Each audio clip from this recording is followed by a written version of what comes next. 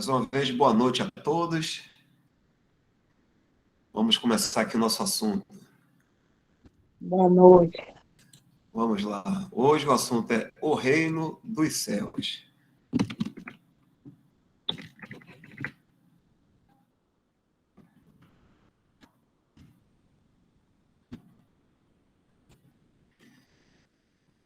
Esse é um termo encontrado apenas no Evangelho de Mateus, ocorrendo 33 vezes.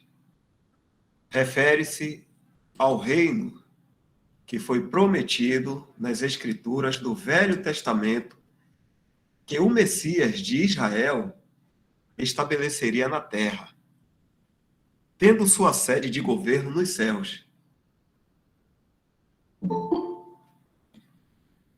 Tem algo aqui interessante para a gente ver, né? Uma coisa que poucos percebem aqui é um comentário meu, viu, irmãos? Eu estou aqui ainda. Esse termo aqui, reino dos céus, como o irmão colocou aqui, é um termo encontrado apenas no Evangelho de Mateus. Existem os 4 evangelhos, né? Mateus, Marcos, Lucas e João. Esse termo aí se encontra somente no Evangelho de Mateus. Vou ler de novo e continuar. Ocorrendo 33 vezes. Refere-se ao reino que foi prometido nas Escrituras do Velho Testamento que o Messias de Israel estabeleceria na terra, tendo sua sede de governo ou comando nos céus. Aqui tem as referências. Desde Gênesis. Gênesis 49, 2 Samuel, Daniel, tá aqui as referências. A gente pode ver depois, se assim for por bem dos irmãos. Não é um reino nos céus. O detalhe aqui é nos céus. Como geralmente se pensa, mas sim um reino na terra com a sede do seu governo nos céus. Salmo 103, 19. Os profetas de Israel descrevem esse reino tendo condições ideais inimagináveis.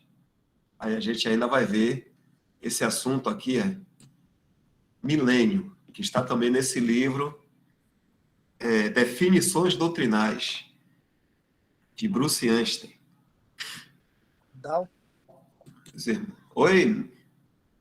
Seria bom a gente, à medida que for lendo e tiver referência bíblica, a gente já lê a referência, porque a gente liga o que está sendo falado com o que está na palavra de Deus lá, e a gente não perde o fio da meada, entendeu? Pronto, vamos lá. O Messias de Israel estabeleceria na terra, esse é um reino, tendo a sua sede de governo nos céus. Gênesis 4, 49, 10.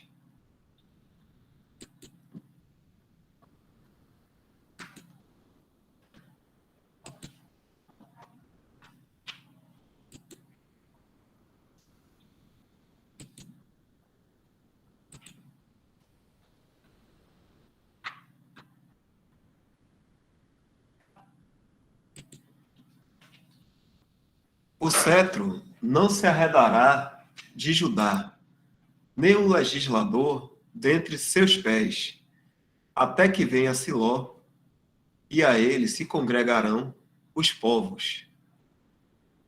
Ele está falando do reino. É que tem um significado nesses nomes aí, né? Siló. Não tá a tela, Dal. Meu irmão. Obrigado. Sempre lembro, às vezes eu estou pensando que eu estou compartilhando. Deixa eu tirar isso aqui, peraí. Vou ler de novo. O cetro não se arredará de Judá, nem o legislador dentre seus pés, até que venha Siló, e a ele se congregarão os povos. Mais uma referência aqui é 2 Samuel, capítulo 7.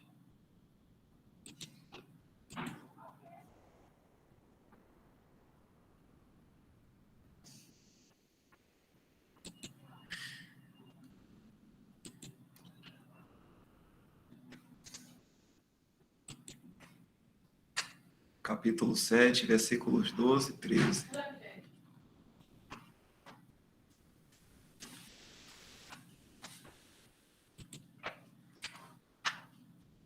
Quando os teus dias forem completos e vieres a dormir com teus pais, então farei levantar depois de ti a tua semente, que sair das tuas entranhas, estabelecerei o seu reino. Este edificará uma casa ao meu nome, e confirmarei o trono do seu reino para sempre. Daniel, capítulo 2, 44.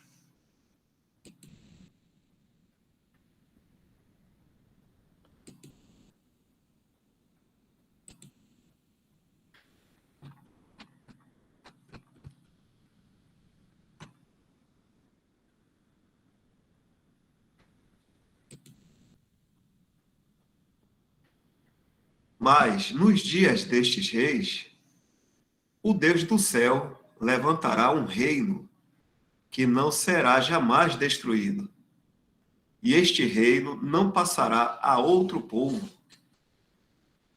Esmiuçará e consumirá todos estes reinos, e será estabelecido para sempre.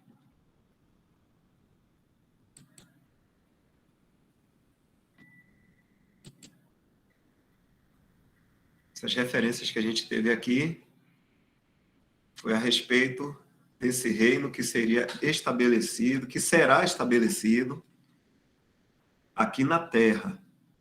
Como o irmão, ele frisou bem aqui, que a sede do governo, ou comando, é nos céus. Mas o reino se passa aqui na Terra. Então aqui teve as referências, desde Gênesis até Daniel. E tem mais uma referência aqui, que diz assim: não é um reino nos céus, como geralmente se pensa, mas sim um reino na terra, com a sede do seu governo nos céus. Salmos 103, 19.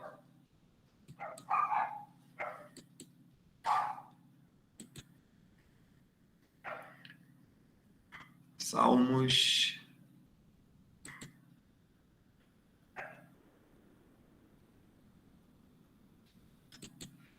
103, 19.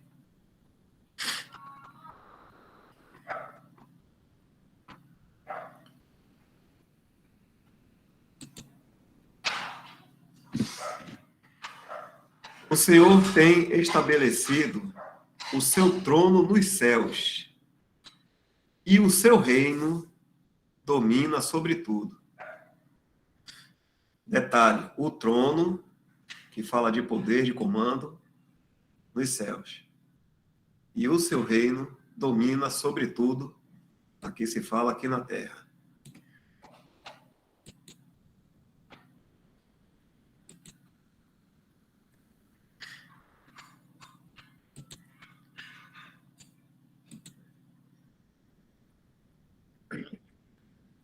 Os profetas de Israel... Opa, desculpa, pode falar. Não, pode concluir aí, vá, conclui. Eu só ia falar essa partezinha aqui mesmo. Os profetas de Israel descrevem esse reino tendo condições ideais inimagináveis. Mas isso aqui, lá na frente, a gente vai ver, que é a questão do milênio. Só até aqui. É interessante aí quando ele fala, né, que o reino dos céus só é falado no Evangelho de Mateus, né, a gente vê que o caráter do Evangelho de Mateus é o caráter mostrando o Senhor Jesus como Messias e Rei de Israel, né? O Messias e Rei de Israel que veio, né, para o povo de Israel. E então esse é o caráter do Evangelho de Mateus. Os outros evangelhos, o Marcos mostra o Senhor Jesus como servo, Lucas mostra o Senhor Jesus como um homem, né? E João mostra o Senhor Jesus, né, Deus, verdadeiro Deus. Então, são esses os 4 caráteres dos evangelhos, até por isso que a gente vai encontrar diferentes formas de narrar o mesmo assunto nos evangelhos. Às vezes tem o mesmo assunto, uma mesma narrativa de um acontecimento, e quando você vai ler em outros evangelhos, aquela mesma narrativa tem algum aspecto diferente, uma visão diferente, é por causa disso. É porque no de Mateus mostra o Senhor Jesus como rei, Messias de Israel, no de Marcos mostra o Senhor Jesus como perfeito servo, né? E o de Lucas como um homem, né? E o de João como um verdadeiro Deus. Então, nesse de Mateus, que mostra o Senhor Jesus aí como o Messias de Israel, a gente vê que é interessante porque até nisso está de acordo com o caráter do Evangelho, que é falar o que se fala sobre reino dos céus, só vamos encontrar aí em Mateus. Né? E aí ele fala aí, o irmão fala aí que 33 vezes é falado. Então, é interessante isso, que está de acordo com esse caráter aí do Evangelho de Mateus. E outra coisa importante, né, que o irmão está colocando aí, é que a gente fica naquela, realmente a gente tem aquela tendência, né, do que a gente foi ensinado, de imaginar o reino dos céus como sendo algo que é lá no céu e que é para aqueles que estão salvos lá no céu, né, que vão para o céu. Mas aí está dizendo que o reino, né, ele é estabelecido aqui na terra, né? Então, o reino é estabelecido aqui na terra, mas por que dos céus? Porque o rei, o Messias, ou seja, de onde tem a origem, o governo, o poderio desse reino, que é representado na pessoa do Messias, do rei, que é o Senhor Jesus, ele veio do céu, né, e vai reinar lá do céu. Tanto que, durante o milênio, né, todo mundo tem que lembrar o seguinte, ó, a igreja é a noiva de Cristo, povo celestial. O Senhor Jesus, quando arrebatar a sua igreja, nós todos vamos para o céu, onde o Senhor Jesus já preparou morada para todos nós, né, para a sua igreja, e lá vai haver a boda do Cordeiro, onde haverá o casamento, né, do noivo com a noiva, o Senhor Jesus com a sua igreja. E como o povo celestial e o Senhor Jesus também lá no céu, a morada, né, da igreja é no céu. E o trono de Deus, do Senhor Jesus, é no céu. Então, durante o milênio, o Senhor Jesus, né, quando vir para estabelecer o milênio, ele vem, estabelece o milênio, o reinado dele, né, de 1000 anos aqui na terra, e depois ele vai deixar lá em Israel um príncipe, né, os irmãos falam que vai haver um príncipe escolhido pelo Senhor Jesus, que vai estar lá em Israel, governando sobre Israel. Claro, governo como é que a gente chama, meu Deus? Eu me esqueci a palavra. Né? Um governo que foi dado aí pelo Senhor Jesus, que é o rei, ele dá para esse príncipe, né, estar administrando assim dali em Israel, né, a nação de Israel ali, o reinado de Israel, e todos os benefícios e bênçãos desse reinado do Senhor Jesus, através também desse príncipe ali em Israel, vai se estender para todas as outras as nações, né? Então, o Senhor Jesus, ele, né, vem, estabelece o reino, mas vai estar no céu com a igreja, porque a igreja é celestial. Mas, durante esse tempo do milênio, né, vamos dizer assim, essa, esse intercâmbio entre céu e terra, né, que dá a entender muito bem aí, é que vai estar, vamos dizer assim, aberta. Sabe aquele sonho de Jacó, que Jacó deitou para dormir, né, quando ele fugiu lá do pai dele, do irmão dele, né, que queria matar e tudo, e ele fugiu, aí Jacó deita para dormir ali na viagem, e ele tem um sonho onde ele vê uma escada, né, e que ia até os céus assim, e os anjos subindo e descendo. Então, ali é um sonho representando, vamos dizer assim, né, esse período aí do milênio, onde essa comunicação entre o céu e a terra vai estar, vamos dizer assim, aberta de forma mais fluindo, né, de forma mais aberta. Então, a igreja vai estar ajudando, né, está ao lado do Senhor Jesus nessa administração, vai estar também administrando aqui na terra também. Mas a morada, onde é? A morada é no céu, né? A gente vem aqui na terra, né, sobre a direção e o governo do Senhor Jesus para fazer as administrações que ele assim desejar, né? Os anjos também subindo e descendo, né? Mas a morada vai ser no céu da igreja, né? Israel, o povo terreno, a morada na terra, né? Vai continuar aqui na terra, o povo de Israel, né? Aqueles que entrarem vivo no milênio, né? Os que entraram vivos no milênio, dali, né? Eles continuam na terra, né? Fazendo, vivendo aqui na terra como todos nós vivemos, só que, claro, no milênio, né? Não vai ter doença, não vai ter guerras, não vai ter violência, né? As plantações, né, vão ser frutíferas e então haverá uma prosperidade, paz, né? Por quê? Porque vai emanar, né, da perfeita administração do Senhor Jesus, né? Justiça vai estar, né, ali reinando, né? A justiça não vai mais sofrer a justiça como sofre hoje, como a gente vê por aí, né?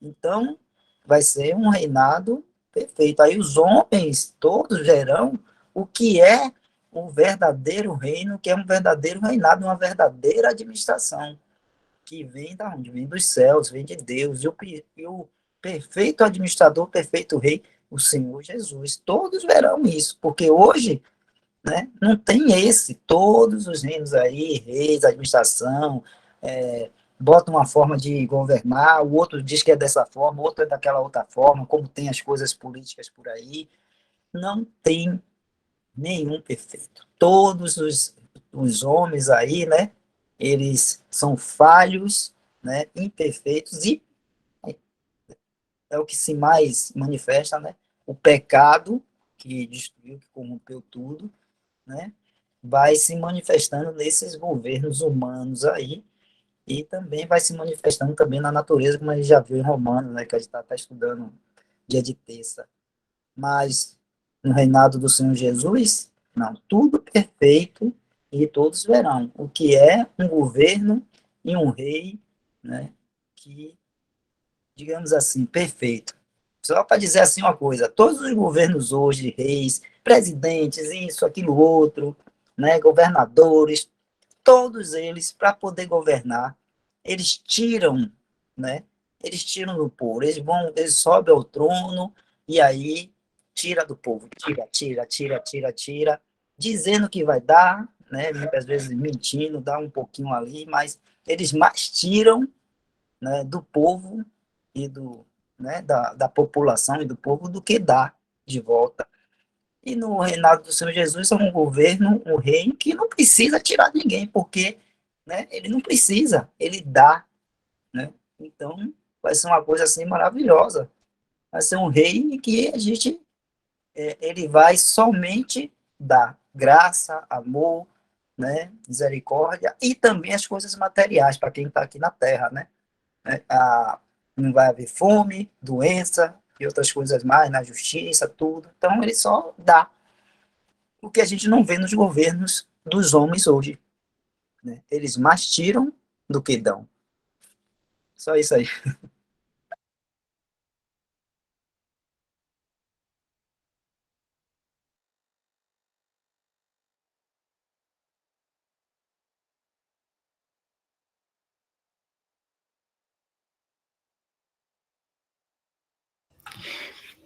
Boa noite, irmãos.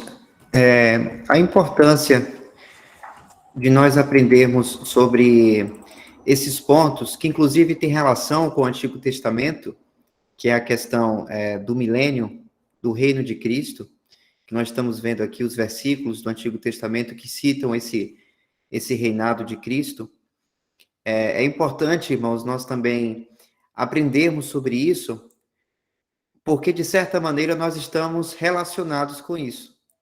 O irmão Wesley citou a igreja reinando juntamente com Cristo, e na verdade, esse assunto tem uma relação com o mistério de Deus, que é um ponto em que nós devemos, sim, aprender e meditar sobre isso, porque, irmãos, quando nós estudamos, quando nós aprendemos de acordo com a mente de Deus sobre esses assuntos, a gente percebe o plano maior de Deus, que é glorificar Cristo e congregar a Cristo todas as coisas.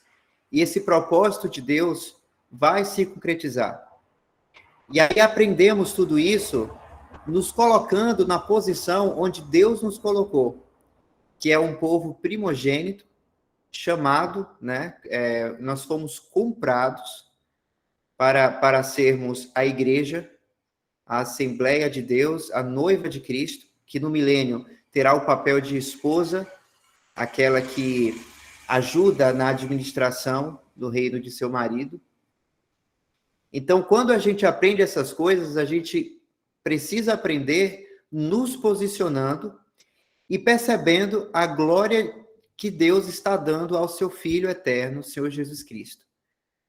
Então, a gente entende cada vez mais a mente de Deus, e, inclusive, nós também pensamos além da nossa salvação. Embora, se nós só tivéssemos a salvação em Cristo, já seria ótimo, né? Porque a gente nem merecia isso. Mas Deus é tão gracioso que Ele nos encheu de presentes. Então, quando a gente aprende isso, a gente se coloca também nessas bênçãos que são superiores, né? E também glorificam a Cristo. Tudo isso que nós temos em Cristo. Então, por exemplo, em Efésios 1, Dal, por gentileza, tem a revelação do mistério de Deus.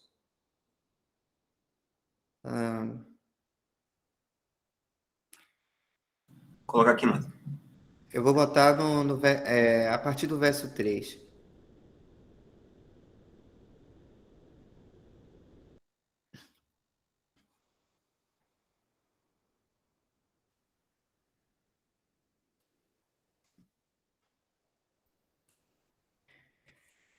Diz aí: Bendito Deus e Pai de nosso Senhor Jesus Cristo, o qual nos abençoou com todas as bênçãos espirituais nos lugares celestiais em Cristo, que é a nossa morada, os lugares celestiais. É lá onde está todas as nossas bênçãos.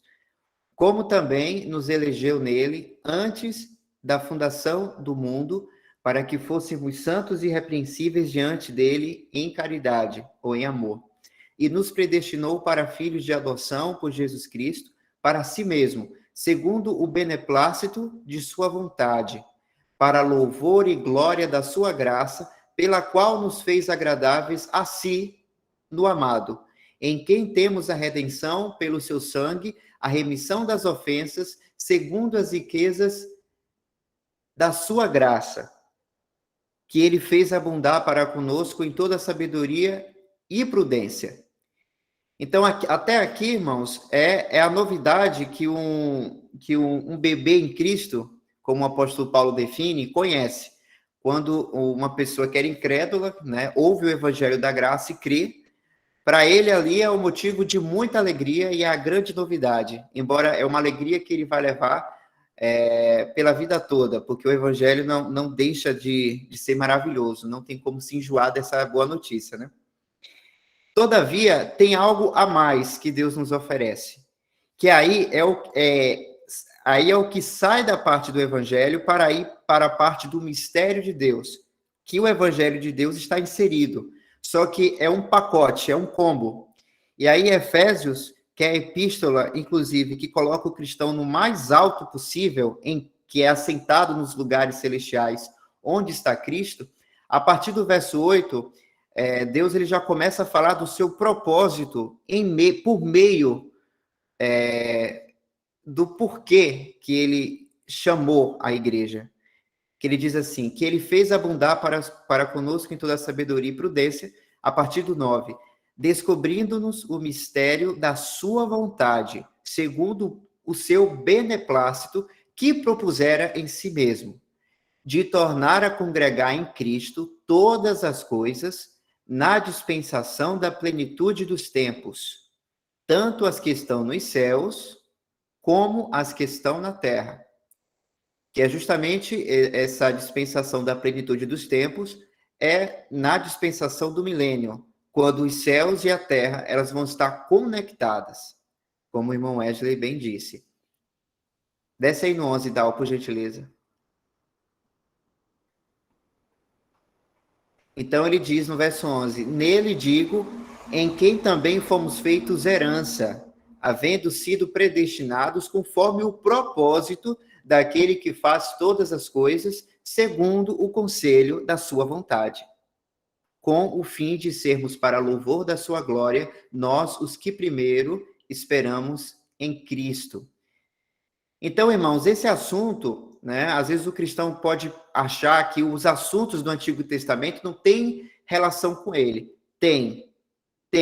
Porque, por exemplo, no milênio a gente vai estar reinando juntamente com Cristo. Como é que isso não é um assunto nosso? É também. Tudo que tem relação com Cristo, de certa maneira, tem relação com a gente também.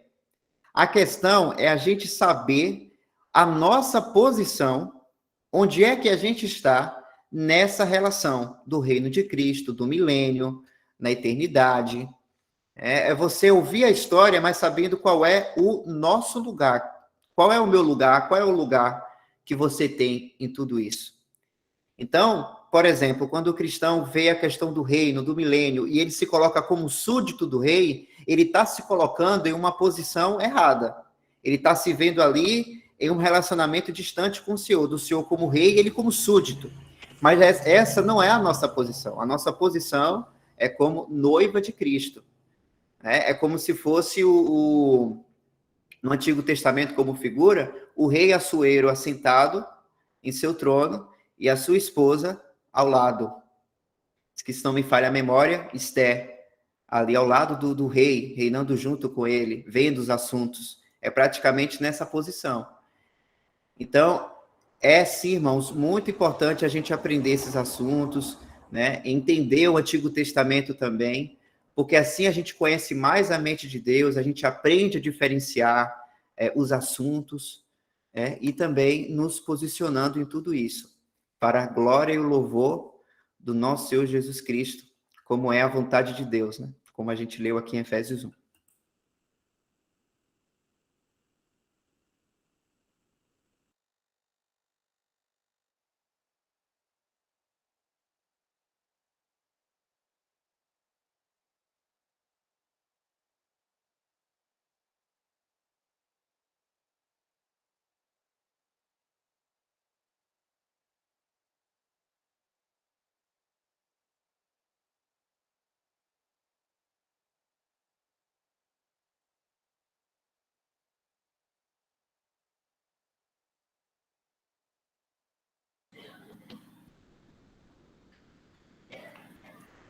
De continuar lendo aí, os irmãos estão entendendo, os irmãos aí, alguma dúvida nessa questão aqui? Coisas que a gente está aprendendo aqui, né? Algo assim interessante, como essa palavra aqui, né? O reino dos céus só se encontra no Evangelho de Mateus. Quantas vezes? 33 vezes. Tudo isso aí que os irmãos estão falando. Essa questão do reino dos céus é o que se fala aqui na terra. As irmãs estão entendendo isso aí? Os irmãos também, se tiver algum irmão que também não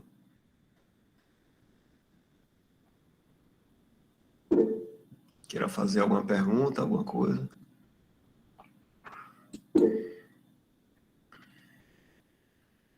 Porque às vezes realmente acontece, até no linguajar de alguns irmãos nossos, né?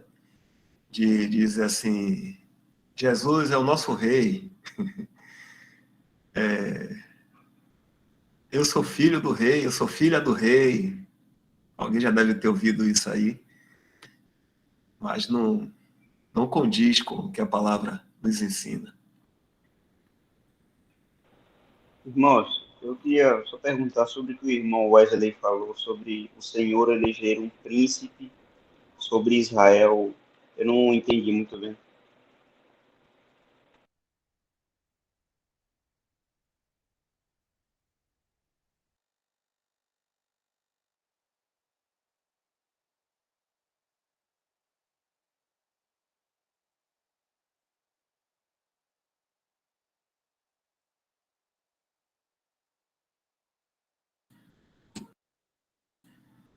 Wesley, conseguiu ouvir aí o irmão Fernando Victor? Não peguei não, Dão. Ô, Oi? aí, Fernando, fala aí de novo. Pronto. Boa noite, irmão. Eu queria perguntar sobre. O irmão fez um comentário sobre o Senhor Jesus no seu reino, sobre ele eleger um príncipe sobre Israel. No caso, eu entendi pelo singular e não no sentido da igreja, aí não ficou muito claro para mim.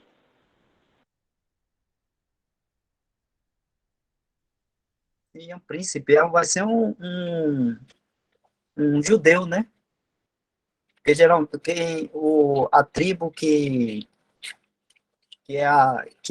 deu a linhagem, né, do rei, que daí veio, né, Davi, a tribo de Judá e todos os reis, né, depois de Davi, vem dessa tribo, no caso da linhagem de Davi, como o Senhor Jesus, né, veio a este mundo aqui como homem, ele veio da linhagem de Davi, tanto que quando você lê lá a genealogia de Mateus, você vai ver ele fazendo essa genealogia, pegando, né, desde lá se não me engano, de Adão, aí ele vem, depois passa por Davi, e aí vai, Davi, Salomão, e chega até ao Senhor Jesus, para mostrar que o Senhor Jesus, da linhagem, né, de Davi, da tribo de Judá, de onde vêm os reis de Israel. Então, esse príncipe, né, ele vai ser, digamos assim, um descendente da um, um judeu da tribo de Judá e da linhagem lá de Davi. Né? Mas o rei, quem é o rei? É o Senhor Jesus, que ele é o que é o rei. Mas vai estabelecer esse aqui na terra como príncipe, né? Como príncipe. Aí você perguntou alguma coisa mais sobre a igreja, e eu não entendi. Eu perguntei sobre que em Apocalipse fala que a igreja reinará no Senhor, né, por 1000 anos sobre a terra. Só que ainda não ficou claro essa questão desse príncipe que o Senhor Jesus elegerá. Tem algum texto base para ele? Eu acho que tem sim lá nas profecias do Antigo Testamento, se não me engano. Aí eu tenho que procurar, ok?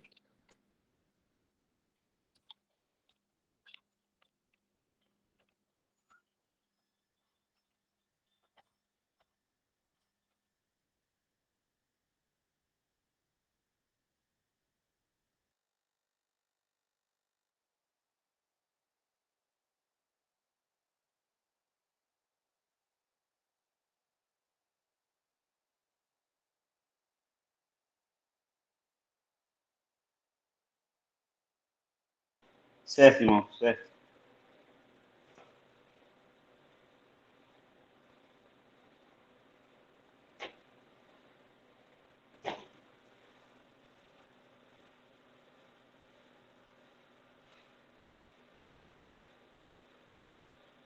Michel, então pediu para você ler que ele está atendendo aqui uma ligação.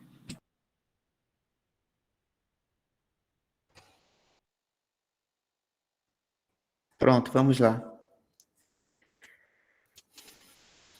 A Escritura indica que, pelo fato de os judeus terem rejeitado o seu Messias, o estabelecimento do reino dos céus, com suas bênçãos exteriores, seria postergado, E aí temos aqui a referência, Daniel 9:26.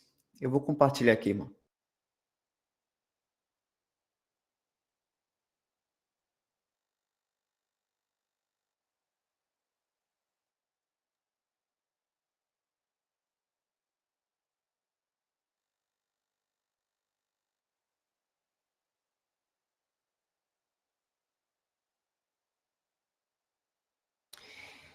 E depois das 62 semanas será tirado o Messias, e não será mais.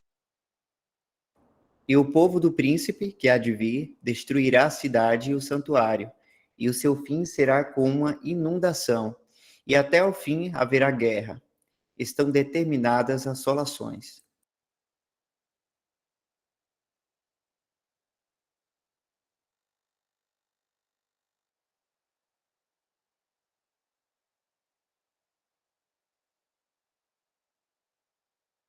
Um momento que eu vou abrir a página aqui de novo.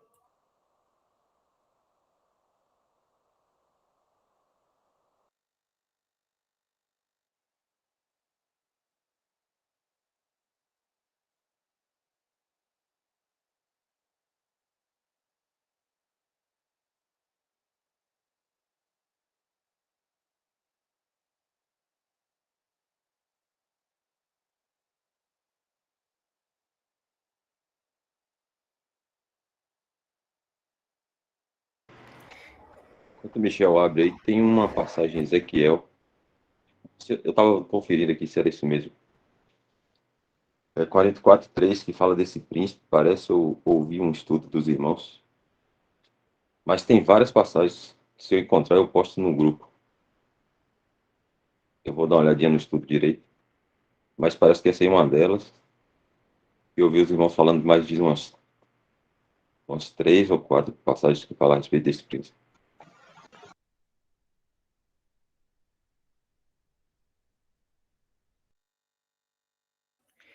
Quanto ao príncipe, ele ali se assentará como príncipe para comer o pão diante do Senhor. Pelo caminho do vestíbulo da porta entrará, e por esse mesmo caminho sairá. Eu estava pesquisando no livro Acontecimentos Proféticos, de Bruce Yeaster. Se eu não me engano, eu li um tópico referente a isso. Aí quando eu achar, eu passo aí para os irmãos. Caso eu achar depois, eu passo para o irmão Fernando. Acho que o 1 também fala, Michel. Eu não tô... Deixa eu ver. Não, acho que é esse mesmo, eu estou enganado. É porque eu li em outra versão, estava diferente um pouco. Mas se eu encontrar, eu posto no grupo, inclusive.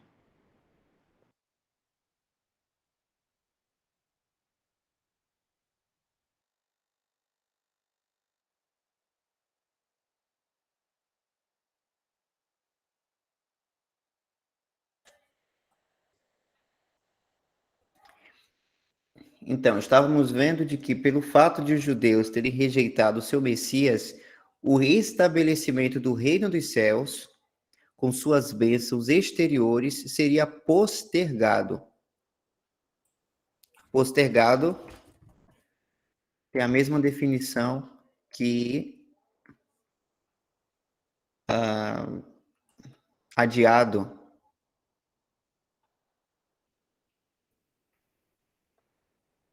E aí a gente viu a referência em Daniel 9:26, quando fala que o Messias seria tirado. E aí uma outra referência do Antigo Testamento é em Miqueias 5, Miqueias ou Malaquias? Eu acho que é Miqueias. 5, verso 2.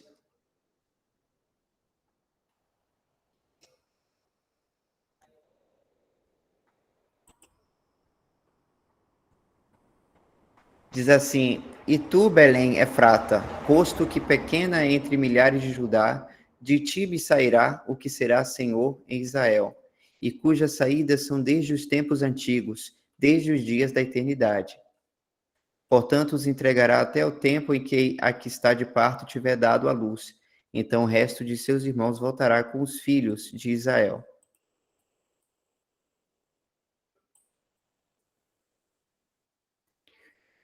E a outra referência e última é Zacarias capítulo 11, a partir do verso 4.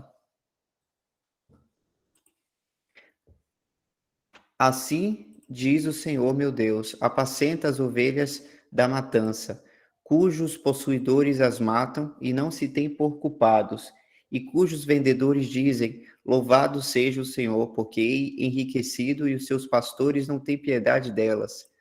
Certamente não terei mais piedade dos moradores desta terra, diz o Senhor. Mas eis que entregarei os homens, cada um na mão do seu companheiro e na mão do seu rei. Eles ferirão a terra, e eu não os livrarei da sua mão. E eu apacentei as ovelhas da matança, as pobres ovelhas do rebanho. E tomei para mim 2 varas, a uma chamei suavidade, e a outra chamei laços, e apacentei as ovelhas. E destruí os 3 pastores no mês, porque se angustiou deles a minha alma, e também a sua alma teve fastio de mim.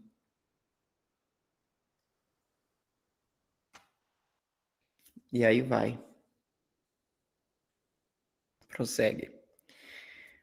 A história atesta esse fato, pois por quase 2000 anos, desde que os judeus crucificaram seu Messias, virtualmente nada se materializou para eles com relação ao estabelecimento do reino, como prometido no Velho Testamento.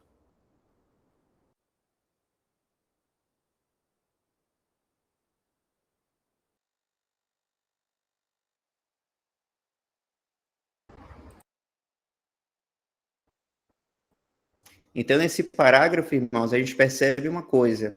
O reino dos céus, devido à responsabilidade, né, dos judeus, aquilo que eles fizeram, que foi negar, rejeitar o Messias, que é um versículo, inclusive, que está em João 1, não é isso? Ele veio para o que era veio para o que era seu e os seus não o receberam. Que como o Evangelho de Mateus trata Cristo como Messias, ele veio para cumprir a questão do reino dos céus, de ser o rei de Israel. Mas isso necessitava do reconhecimento do seu povo. Então ele veio para o que era seu e os seus não receberam. Então houve uma mudança, por enquanto, na maneira de como seria esse reino. Embora o Senhor vai cumprir da maneira como está nas promessas do Antigo Testamento. Que aí é o que a gente vai ver no próximo parágrafo aqui. Como é que se deu o reino dos céus, de que maneira, após esse ato dos judeus de terem negado o Messias. Deus não foi frustrado por essa rejeição de Cristo. Ele planejou que, nesse meio tempo, o Senhor Jesus estabeleceria o reino dos céus na forma de mistério. Isso pode ser visto ao se traçar o esboço do Evangelho de Mateus. Nos capítulos do 1 ao 10, o Senhor se apresentou à nação como seu Messias. Então, nesses capítulos, ele se apresentava dessa maneira. Como no capítulo 10, por exemplo, é o capítulo quando ele chama os discípulos para pregarem o Evangelho do Reino pelas cidades, para dizer que o rei já estava presente. Esses capítulos demonstram que ele tinha todas as credenciais, bem como o poder de introduzir o reino de acordo com a descrição dada pelos profetas do Velho Testamento, como alguns versículos que a gente viu anteriormente. No entanto, as pessoas comuns, citadas no capítulo 11 do Evangelho de Mateus, e os líderes, a partir do capítulo 12, do verso 24, e Marcos também, capítulo 3, verso 22, mostram que os líderes o rejeitaram. Consequentemente, nos capítulos 12 e 13 de Mateus, com algumas ações e ensinamentos simbólicos, o Senhor indicou que cortaria suas relações com a nação temporariamente e conduziria o reino com esse caráter místico. Assim, o reino dos céus passaria por uma fase mística. antes de ser finalmente estabelecido em uma manifestação pública. Então, mística aqui, irmãos, tem um sentido de ser sem estar visível, vamos dizer assim, sem estar com uma manifestação pública do rei, uma forma de mistério, como é dito aqui no início, na forma de mistério, o reino dos céus. Assim, o reino dos céus passaria por uma fase mística antes de ser finalmente estabelecido em uma manifestação pública, quando da aparição de Cristo, como prometida pelos profetas de Israel. Essas duas fases podem ser distinguidas como o reino em mistério, que aí o Senhor vai esmiuçar como é esse reino em mistério a partir das parábolas que ele conta, em Mateus capítulo 13, e também tem o reino em manifestação, que é citado em 1 João capítulo 3, verso 2. Então vamos dar uma olhadinha lá de 1 João capítulo 3, verso 2. Amados, agora somos filhos de Deus e ainda não é manifestado o que havemos de ser. Mas sabemos que, quando ele se manifestar, seremos semelhantes a ele, porque assim como é, o veremos. Então, isso tem a ver com a manifestação pública desse reino, quando ele aparecer publicamente ao mundo.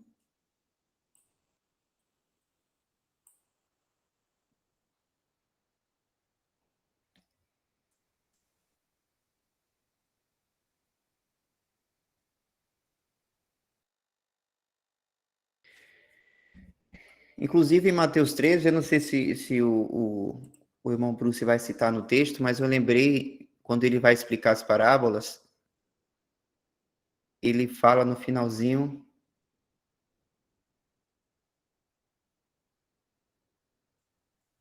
Mateus capítulo 13, verso 52.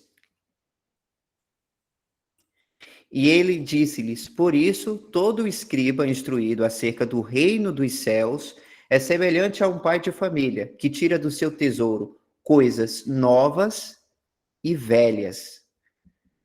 Por que coisas novas e velhas? As velhas têm relação do que o Antigo Testamento já explicou sobre o reino dos céus. E as novas coisas mostram o caminho de Deus, de como ele está lidando agora com esse assunto do reino dos céus, por causa da negação dos judeus com o seu Messias. Então, o Senhor, ele iria iniciar o reino dos céus, só que de uma forma misteriosa. E também um reino que agora ia abranger qualquer pessoa, de qualquer nação, porque o foco do Senhor era o povo de Israel, para dizer que ele era o Messias. Tanto é que na orientação que ele dá em Mateus 10, bora, deixa eu ver se eu encontro aqui. Ele pede para que não leve, que eles não saiam para fora de Israel, mas que falem, que priorize o povo. Aqui, Jesus enviou estes 12 e lhes ordenou, dizendo: não ireis pelo caminho das gentes, nem entrareis em cidade de samaritanos, mas ide antes as ovelhas perdidas da casa de Israel, e indo pregai, dizendo: é chegado o reino dos céus.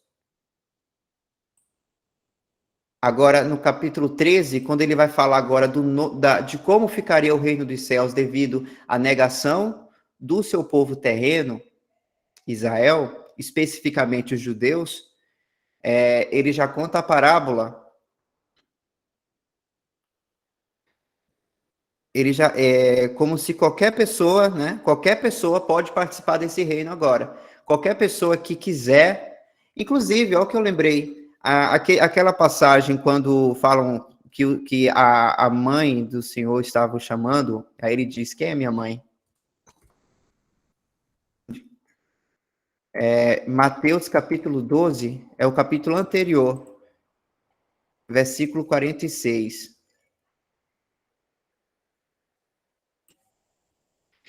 E, falando ele ainda à multidão, eis que estavam fora sua mãe e seus irmãos, pretendendo falar-lhe. E disse-lhe alguém: eis que estão ali fora tua mãe e teus irmãos, que querem falar-te. Porém ele, respondendo, disse ao que lhe falara: quem é minha mãe? E quem são meus irmãos?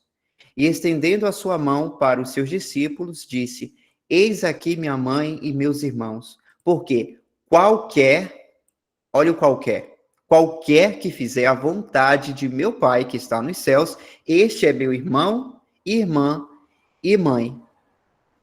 Ou seja, a partir desse momento, o Senhor estava cortando relações de sua familiaridade na questão terrena dele como Messias de Israel, e focando agora de que qualquer pessoa que o obedecesse à vontade do Pai, faria parte desse reino. Então mostra que o reino dos céus, ele aconteceu, mas os caminhos foram mudados, né, por causa da falha da responsabilidade do homem. Mas lembrando, irmãos, vai acontecer a manifestação pública sim. Deus, ele não cancelou o seu propósito, apenas postergou, como a gente viu, adiou.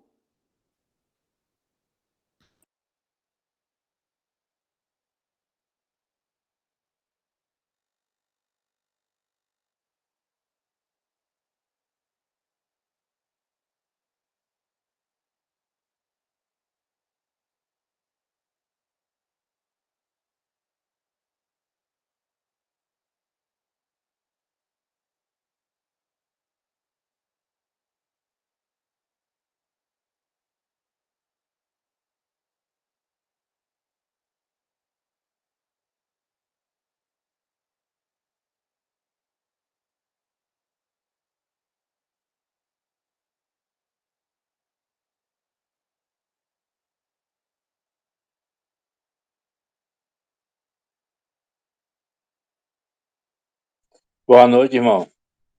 Boa noite a todos. Ô, Michel, uma dúvida só aí. A igreja era um mistério, né? Nessa época aí que se o reino fosse estabelecido no céu, a igreja seria formada mesmo assim? Ou eu tenho dúvida assim se é, ou seremos ou a igreja for um segundo plano de Deus assim, por causa do rei do povo de Israel não ter aceitado o reino.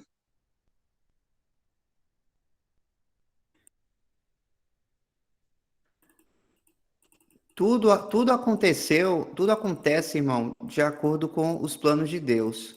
Isso aí vai envolver a sua soberania, a sua mente, que para nós a gente não tem capacidade de entender, nós como criaturas. Mas a gente descansa no fato de que a igreja de Deus, ele elegeu cada pedra viva, né, antes da fundação do mundo. Então, isso era um plano que estava oculto no coração de Deus e que foi manifestado. Mas não foi, a Bíblia não fala que foi por causa da consequência de alguma coisa. Isso tem a ver com o propósito de Deus de glorificar o seu Filho eterno, o Senhor Jesus Cristo, como a gente leu lá em Efésios 1. Agora, a falha do homem, Deus, ele utiliza também da falha do homem para a sua glória. Inclusive, o apóstolo Paulo vai falar em Romanos, em Romanos capítulo 9, 10 e 11, ele vai tratar sobre Israel, como Israel fica na dispensação da graça e os tratamentos de Deus, e mostra que a falha dos judeus por terem negado o Senhor foi uma pedra de tropeço para eles.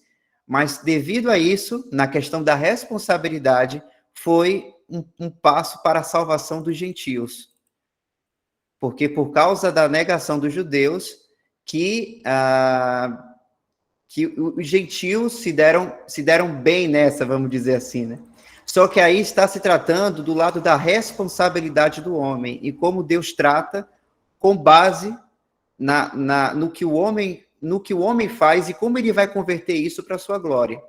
Só que quando se trata da soberania de Deus, da mente de Deus sobre todas as coisas, aí a gente deve se contentar de que nós fomos eleitos antes da fundação do mundo. Entende? Então, é uma pergunta que, para mim, é até um pouco complicada, porque fico com aquele medo, né, de sair fora da palavra. Mas, com certeza, a igreja não foi segunda opção, não. Ô, Michel, seria no caso assim, tipo, Deus tem um propósito. Esse propósito vai acontecer de todas as formas, né? Mas às vezes o homem chega, faz algo que Deus pode até que antecipe essa situação por causa só do homem, né? Por causa de uma falha do homem ou algo assim. Não sei se o que você falou aí me esclareceu, tipo isso aí. Se Deus tem algo planejado, irmão, vai acontecer aquilo que Deus planejou. Não importa o que os homens façam, não importa o que Satanás faça. Inclusive, esse é o nosso descanso, né? Por nós sabermos que nós fomos lavados e justificados pelo sangue de Cristo, pela sua obra, a gente descansa que nós somos assim, porque isso envolve um plano de Deus em que nós fomos beneficiados. Então, a gente não tem medo mais da morte, a gente não tem medo de Satanás, justamente por pensar desse jeito. O que tem a ver com os planos de Deus não vai deixar de acontecer. É uma promessa de Deus que não se altera, não se altera. Então, isso envolve a graça de Deus e a soberania de Deus. Agora, quando a gente leva para o lado da responsabilidade do homem, o homem, ele tenta, por causa da carne, que é inimiga de Deus, tenta desfazer ou atrapalhar esses planos, que inclusive é a tarefa de Satanás. Mas acontece que isso não vai acontecer, vai ser inútil. Mas Deus, ele tem um jeito de agir por meio daquela falha. Eu vou tentar achar o capítulo que fala, a passagem que fala sobre a falha dos judeus, e como essa pedra de tropeço foi para a salvação de gentios, para a gente poder perceber como é que Deus age em meio à falha do homem, como ele converte isso como glória para ele. É que também nas profecias também fala, né, Michel, irmão, é que o filho do homem seria levantado, né? Então tudo se cumpriu do jeito que estava escrito também, né? Então seria uma forma de tudo, tá tudo escrito, né? Então foi tudo feito já. O Senhor já sabia que o povo de Israel o povo não iria aceitar mesmo o reino, né? Não iria aceitar o Senhor. Que a profecia mesmo se dizia, né? Bom, Michel,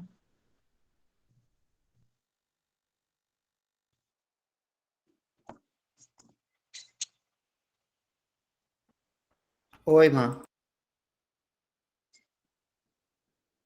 eu estava a conversar com uma pessoa que trabalha com a gente, uma menina aqui, que nos ajuda aqui, justamente sobre isso, que ninguém frustra os planos do Senhor. Também sobre essa questão de que o Senhor converte coisas ruins em coisas boas para o louvor de sua glória.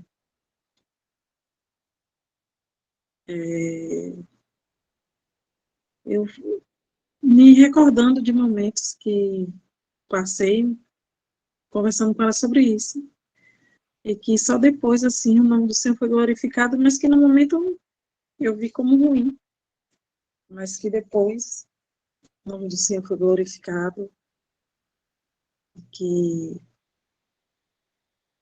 foram coisas que eu jamais imaginei que pudesse futuramente trazer louvor e glória para o nome do Senhor, assim, na minha vida, como testemunho cristão também. Realmente, eu estava conversando com ela sobre isso hoje, é incrível. Eu sempre encontro o Senhor testificando das coisas que eu fico pensando no meu coração, assim, durante o dia, assim. É muito bom.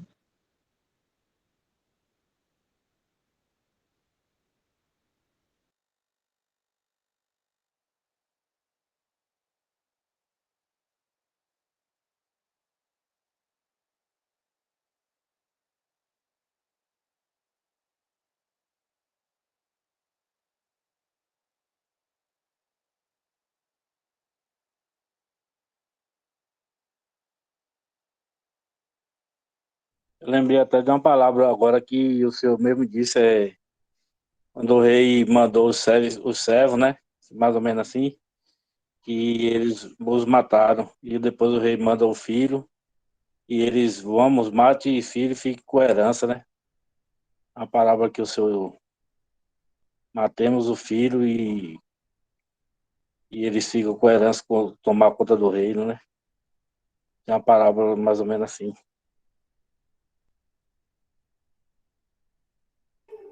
Justamente. E o Senhor contando isso, ainda sem ter acontecido. Mas é isso, nós estamos tratando com o Senhor que é soberano, que é onipotente, onisciente. Então a gente deve descansar naquilo que ele revelou para a gente sobre isso, no que concerne a sua sabedoria. Nós fomos eleitos antes da fundação do mundo, antes de ter tempo.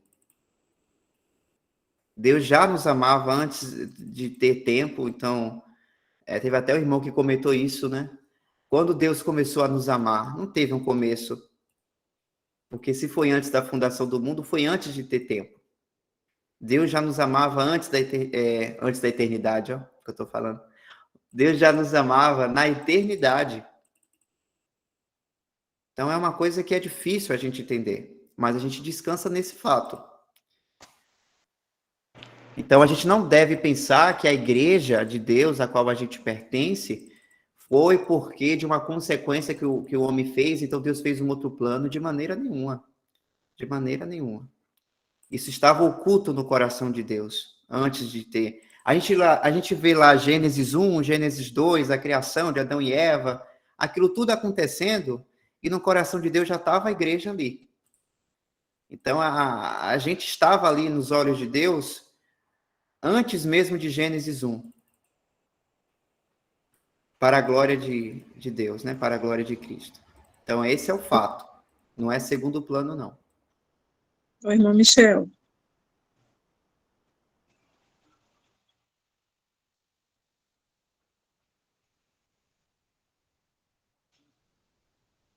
Tá me ouvindo bem, irmão?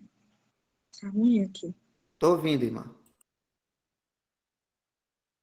Eu me pego pensando assim, desde até quando o Senhor me chamou, né? Como eu sei que Ele já chamou muitos irmãos aqui. No meu caso eu fui assaltada em uma terça-feira e eu fiquei, assim, uns 2 dias para me recuperar desse assalto. Para mim foi terrível o assalto. Uns 2 dias, assim, para me recuperar, que eu digo assim, pelo menos do susto, né? Porque a gente fica com aquele trauma por um certo tempo. Uma terça, na outra terça, eu me recordo claramente de estar ajoelhada diante do Senhor, dizendo que eu tinha desejo de servi-lo, mas que eu não ia conseguir fazer sozinho.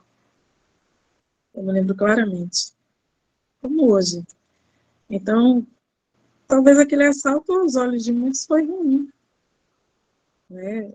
Perder coisas materiais, mas para mim, ele foi o início de uma nova vida com Cristo, né?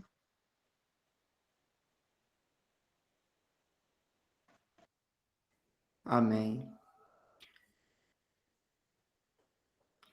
Irmãos, como está chegando o horário, Dal já voltou?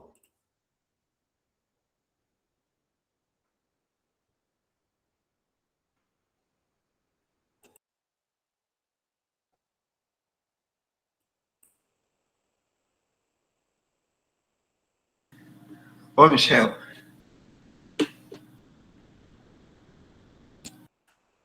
Dal, vai iniciar aqui um outro parágrafo, que vai falar mais, mas eu creio que o que a gente já falou já está bom por hoje.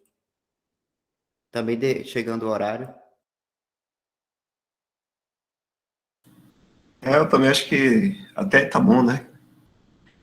É bom a gente pegar a base desse assunto aí bem, o início dele, pelo menos ter essa clareza aí do que significa, né, a questão do reino dos céus, onde a gente encontra, essa base é muito importante, né? A gente tem mais assunto aí, com o tempo a gente vai enchendo na cachola, né? Mas o princípio é muito importante isso aí. Como os irmãos frisaram bem, né, que o Evangelho de Mateus apresenta o Senhor como rei. Aí tem esse caráter, o Evangelho de Mateus. E aí é falado justamente esse reino dos céus, né? E lembrando também sempre aos irmãos que quando fala do reino dos céus é um estabelecimento na terra. Não existe estabelecer reino no céu. É o reino dos céus, ou seja, é um reino que vem dos céus, mas é estabelecido aqui. O rei é que é celestial. O comando é celestial, mas o reino é aqui, se passa aqui no mundo, né? Então isso aí a gente tem que estar sempre em mente, porque a confusão que existe aí sobre isso é grande também, né? E saber das irmãs aqui, mais uma vez, os irmãos entenderam bem que essa questão do reino é aqui no mundo, né? Que é para a gente não tomar como algo celestial. Celestial é o trono,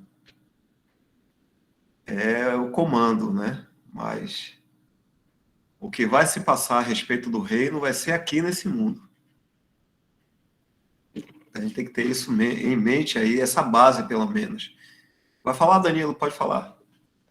Endal, você estava falando aí, a verdade, isso aí sempre foi confuso mesmo, para muita gente, até para mim também, Reino dos Céus. Mas agora eu pensando aqui, né? Você sempre no início, assim, pergunta, Michel é de onde mesmo? Aí, Danilo é de onde mesmo? Danilo de Serrinha. Dal de Salvador. O reino do céu, né? Fica bem claro. Agora eu pensando assim, poxa, eu também nunca tinha pensado, mas é muito bom aprender o tempo todo com os irmãos, né? Glória ao Senhor.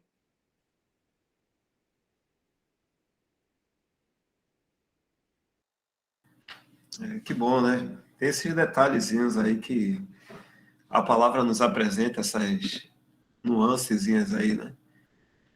É como o irmão Lemão, até ele passa muito para a gente, que existe uma frase sobre que o senhor fala sobre a igreja de Filadélfia, né? Que diz assim, livrarei, que livrará da hora da ira. Deixa eu colocar lá só para a gente ver esse detalhezinho aqui.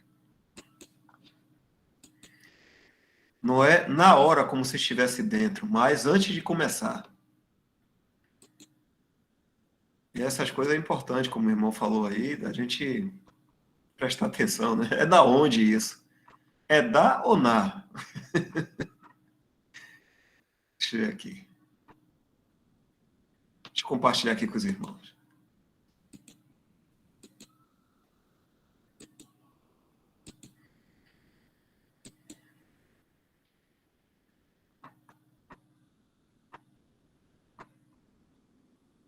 Tá aparecendo aí?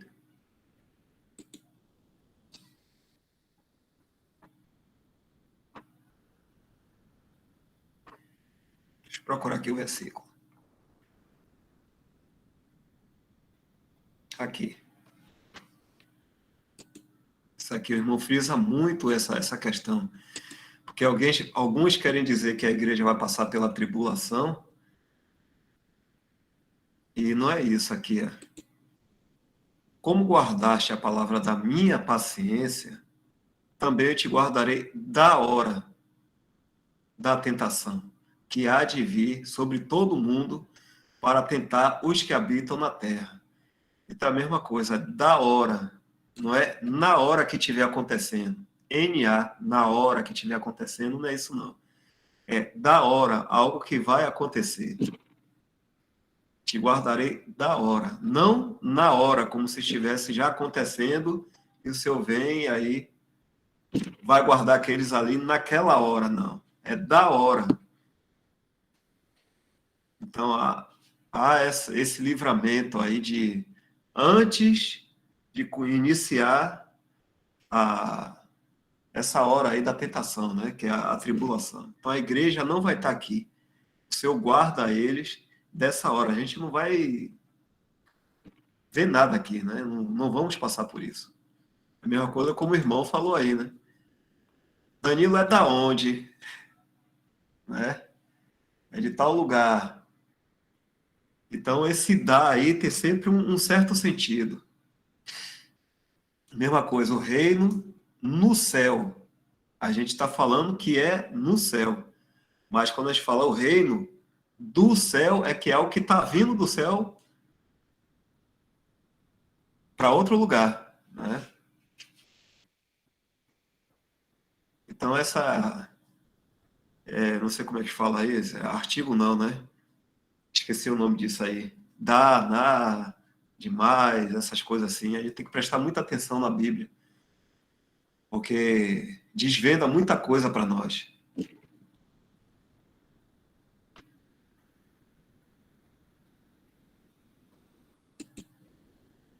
Deixa eu botar aqui. Que a gente às vezes tem uma tendência a ler direto, né? E não percebe assim alguns detalhes, mínimos detalhes que resolve toda a questão. Resolve toda a questão. E muitas vezes, por a gente não perceber isso, aí a gente aí coloca nossas ideias e aí vamos embora, né? E a palavra às vezes não está falando aquilo e a gente está pensando que está.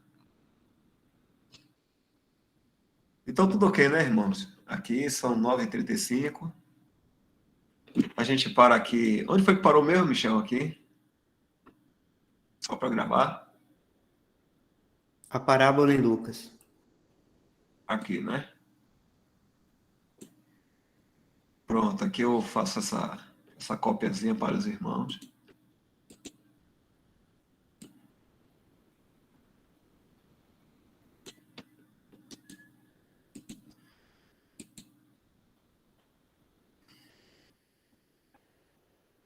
Ok. Amanhã, se o senhor permitir, a gente continua agora com outro assunto, né? Amanhã Romanos, terça-feira. Se o senhor não voltar hoje, e se ele permitir que a gente esteja aqui ainda amanhã. Michel, você quer agradecer, Michel?